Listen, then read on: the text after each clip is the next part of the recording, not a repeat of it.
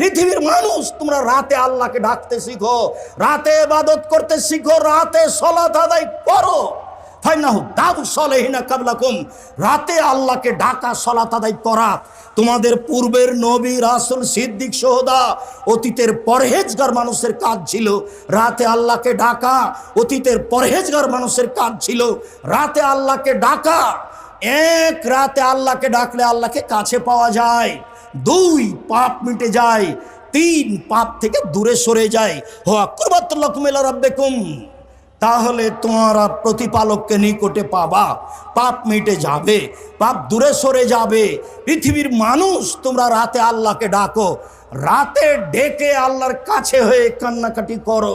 আবু হুরায়রা রাদিয়াল্লাহু তাআলা আনহু বলেন, রাসূল সাল্লাল্লাহু আলাইহি ওয়াসাল্লাম বলেছেন, লাইসা শাইউন আকরামা ইনদাল্লাহি মিনাদ দুআয়ে, আল্লাহর কাছে চাওয়া কাজটি আল্লাহর কাছে যত প্রিয়, পৃথিবীর কোনো কিছু আল্লাহর কাছে তত প্রিয় নয়।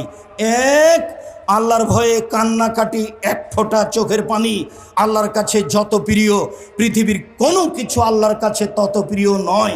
চাওয়া, বলা যে আমি পাপী, আমার একটু জমির ব্যবস্থা করো, এই কাজটা তার কাছে যত প্রিয়, পৃথিবীর কোনো কাজ আল্লাহর কাছে তত প্রিয় নয়। বরং মানলাম ইয়াসালিল্লাহ একদাব আলাইহে, যে আল্লাহর কাছে চায় না তার উপর আল্লাহ অসন্তুষ্ট হন, যে আল্লাহর কাছে চায় না তার উপর আল্লাহ অসন্তুষ্ট হন। আল্লাহ